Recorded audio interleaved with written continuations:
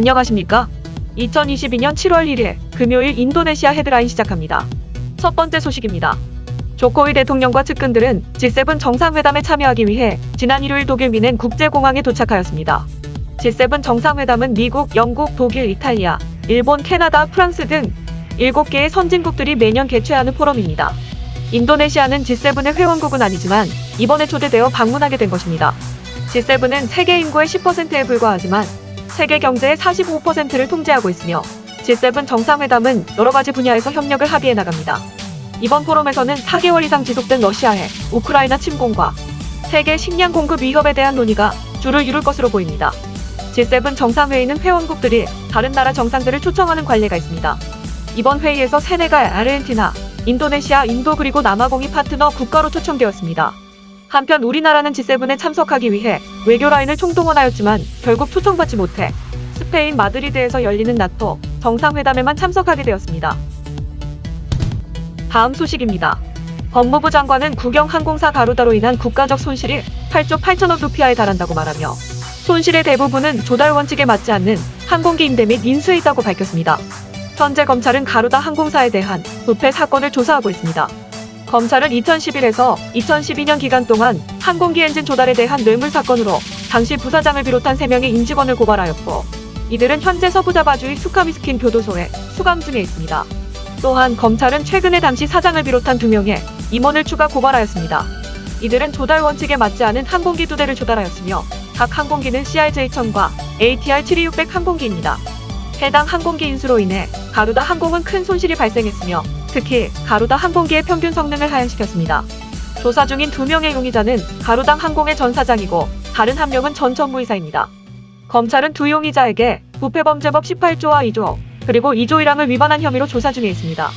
법무부는 가루다가 국가에 끼친 손해가 8조 8천억 루피아나 된다며 액수가 큰 만큼 책임져야 할 부분을 반드시 가려 법적 처벌을 받게 하겠다고 말하고 있습니다. 한편 가루다 항공은 채권단과 합의를 이룬 직후 5명의 임직원이 고발되었으며 앞으로도 관련자들이 추가 고발될 예정이라 가루다 항공사의 회복에 큰 난항이 예상되고 있습니다.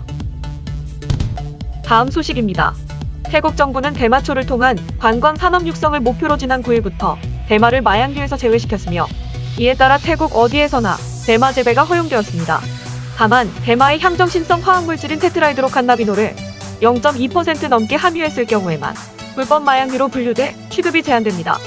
해당 조치를 계기로 대마 성분이 함유된 음식과 음료수 등도 속속 나오면서 이를 즐기는 이들이 늘어나고 있습니다. 태국 소식을 알리는 온라인 매체 PBS는 대마초를 넣은 햄버거, 대마초 주스, 대마초를 활용한 소스로 밑간한 닭고기 튀김 등이 등장했다고 보도했습니다. 태국에서는 대마 합법화 이후 방콕에서 4명이 대마과다 흡입으로 입원했고 이 중 51세 남성 1명은 심부전으로 숨졌습니다. 부작용이 심해지자 대마 관련 제품을 미성년자나 임산부에 팔 수 없다는 규제를 뒤늦게 마련했습니다. 20세 미만 또는 임산부에게 대마를 제공하거나 팔다가 적발될 경우 1년 이하 징역형 또는 2만 바트의 벌금을 물어야 합니다. 태국의 대마 합법화로 인해 주인도네시아 태국 대사관은 지난 21일 페이스북에 대마가 든 성분을 인도네시아로 가져오지 말라는 경고문을 올렸습니다. 인도네시아는 대마초가 마약류로 분류되어 있어 반입할 경우 그 양에 따라 최대 사형에 처할 수 있습니다. 한편 우리나라의 경우 대마가 합법인 나라에서 대마와 관련 상품을 구매하거나 사용할 경우에 귀국 후 처벌을 받습니다. 다음 소식입니다. 매년 성지 순례월이 되면 약 300만 명의 무슬림 순례객들이 사우디아라비아의 메카를 향해 모여듭니다. 사우디아라비아 정부는 지난해에 이어 올해도 코로나19로 인해 6만 명의 백신 접종 완료자만 순례를 허용하였습니다. 순례객들은 흰천으로 된 2장의 순례복으로 몸을 가리고 피부색과 지위 고하, 빈부귀천의 차별 없이 순례 행렬에 참가하여 신을 향한 자신의 신앙을 확인하고 이슬람 공동체의 정체성을 공유하는 데 큰 의미를 둡니다. 또한 순례의식의 실천을 통해서 이슬람의 마지막 의무 규정을 실천하여 현세에서의 마지막을 상기하고 힘든 순례 여정을 통해서 완전한 죄사함을 받을 수 있는 회개의 참 의미를 알게 합니다. 그러나 성지 순례는 육체적으로는 고된 일입니다.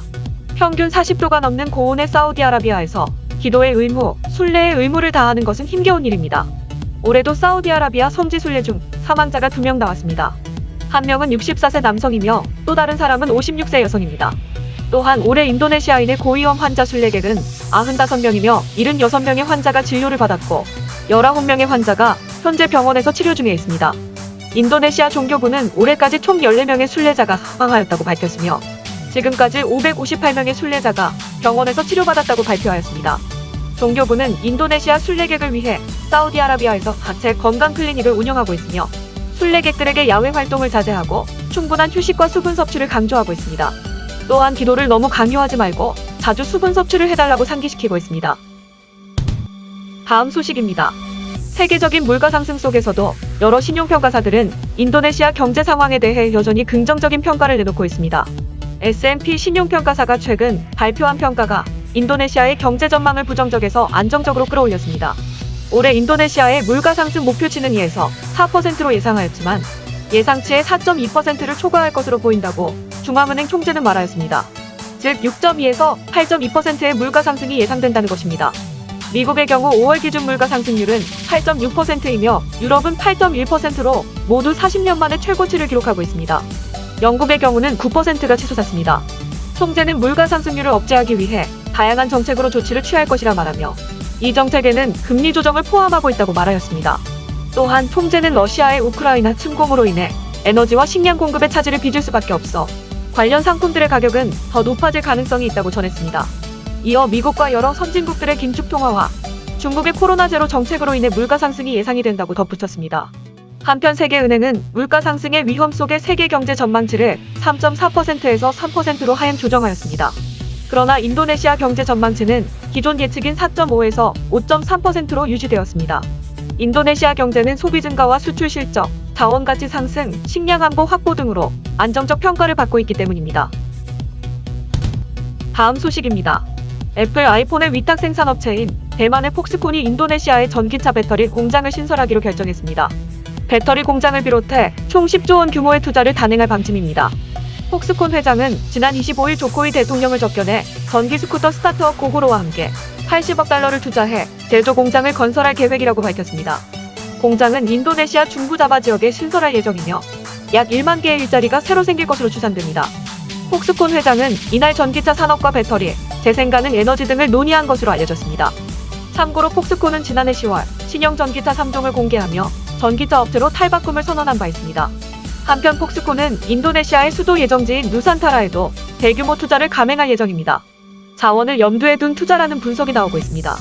인도네시아는 세계 니켈 매장량의 23%를 차지하고 있으며 정부는 전기차 배터리 핵심 재료인 니켈을 직접 수출하지 않고 해외 기업들의 제조 공장을 현지에 유치해 배터리 산업을 육성하고 있습니다.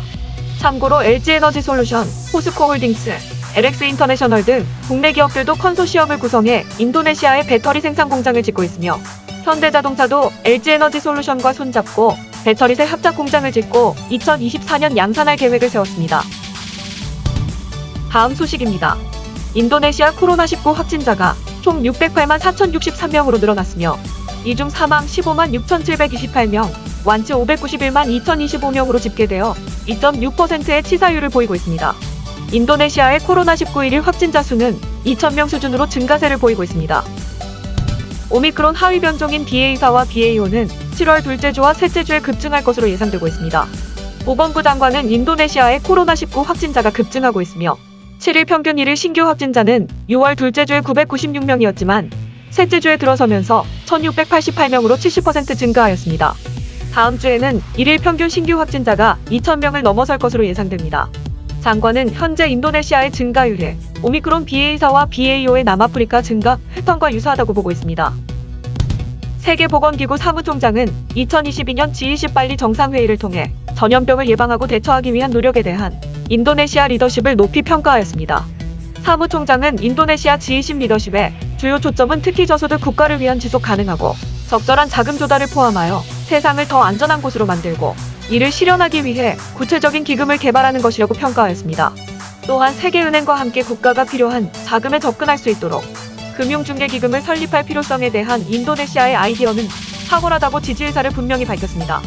에티오피아 외무부 장관은 세계적인 대응에는 비용뿐만 아니라 정보 및 데이터 공유, 개인 보호 장비, 백신 치료법, 진단에 이르기까지 협업되어야 한다고 말을 이었습니다. 일본 정부와 유니세프는 인도네시아 보건부에 백신 냉동고 300대를 지원해 주었습니다. 이번 지원은 인도네시아 전역에서 코로나19 백신을 보관하고 관리하는 과정을 돕기 위한 것입니다. 코로나19 냉동고는 각 시군청으로 보내져 코로나19 백신 보관량을 늘릴 계획이며 또한 인도네시아 공무원들과 보건 종사자들에게 장비 사용 방법에 대한 교육도 지원할 예정입니다. 주 인도네시아 일본 대사는 인도네시아의 크기와 많은 섬들을 감안할 때 전 인구를 대상으로 코로나19 백신 예방 접종을 실시하는 것은 쉬운 일이 아니라며 기부의 목적을 밝혔습니다. 일본의 백신 냉동고 기부는 유니세프를 통해서 이루어졌습니다. 일본은 백신 보관 냉동고 300대뿐만 아니라 50대의 스마트 원격 조정 냉동고도 지원할 예정입니다. 해당 냉동고는 상태를 원격으로 모니터링 가능하며 상황에 따라 온도 조절도 원격으로 가능합니다. 시청해주셔서 감사합니다. 다음 시간에 뵙겠습니다.